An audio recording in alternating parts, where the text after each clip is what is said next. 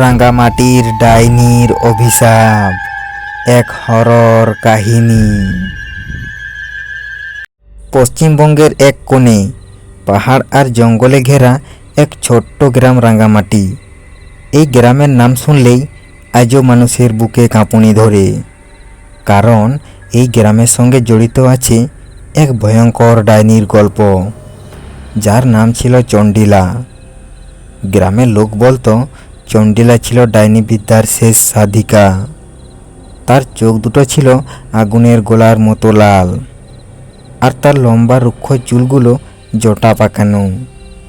গ্রামের একান্তে, জঙ্গলের গভীরে, তার ভাঙা কুঁড়ে ঘর থেকে রাতের বেলা ভেসে আসতো অদ্ভুত মন্ত্রপাঠের শব্দ আর পশুর আর্তনাদ। গ্রামের মানুষ বিশ্বাস করত চণ্ডীলা নরবলি দিত আর শিশুদের রক্তপান করত। বহু বছর আগের কথা। রাঙ্গামাটি গ্রামে তখন শান্তি বিরাজ করত, কিন্তু একদিন গ্রামের মোড়লের একমাত্র ছেলে বিনয় রহস্যজনকভাবে অসুস্থ হয়ে পড়ল। তার শরীর শুকিয়ে যেতে লাগলো, চোখ দুটো গর্তে ঢুকে গেল। গ্রামের কবিরাজরা অনেক চেষ্টা করেও তার রোগ ধরতে পারল না। উপায়ান্তর না দেখে মোড়ল তখন চণ্ডীলার কাছে গেলেন। তিনি চণ্ডীলার পায়ে লুটিয়ে পড়ে ছেলের প্রাণ ভিক্ষা চাইলেন। চণ্ডীলা মোড়লের দিকে এক দৃষ্টিতে তাকিয়ে অট্টহাসি হেসেছিল। সে বলেছিল, বিনয়ের জীবন বাঁচাতে পারিস যদি আমাকে তোর সবচেয়ে প্রিয় জিনিসটা দিস। মোড়ল সব কিছু দিতে রাজি ছিলেন, কিন্তু চণ্ডীলা যা চাইল তাতে তার বুকটা কেঁপে উঠল।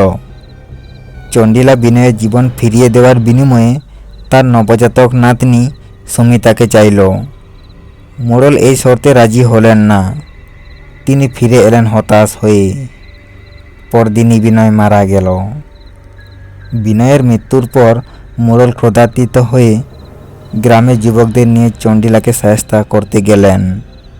তারা চণ্ডীলাকে তার কুঁড়ে ঘরে আটকে আগুন ধরিয়ে দিল।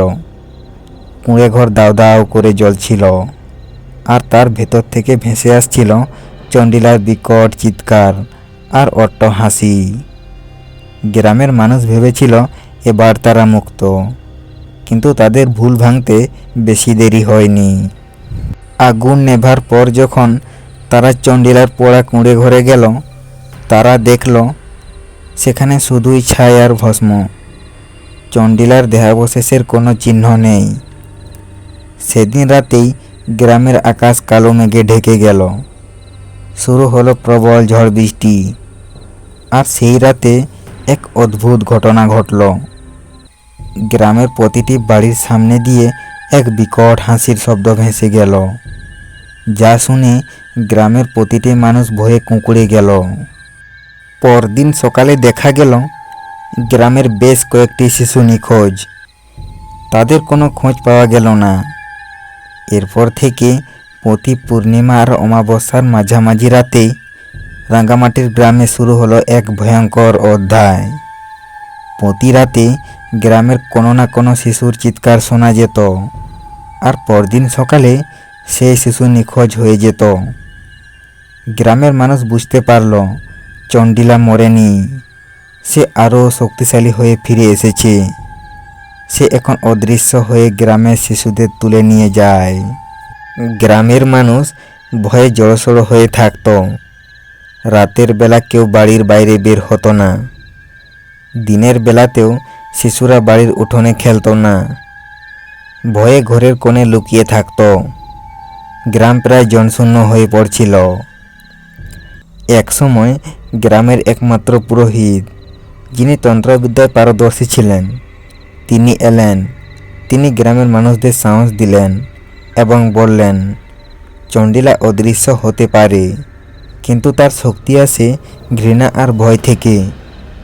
যদি তোমরা ভয় না পাও তবে সে তোমাদের ক্ষতি করতে পারবে না। পুরোহিত বিশেষ মন্ত্রপুত জল ছিটিয়ে গ্রামের চারপাশে একটি অদৃশ্য সুরক্ষা বলয় তৈরি করলেন। সেই রাতেও চণ্ডীলার বিকট হাসি শোনা গেল, কিন্তু এবার কোনো শিশু নিখোঁজ হলো না।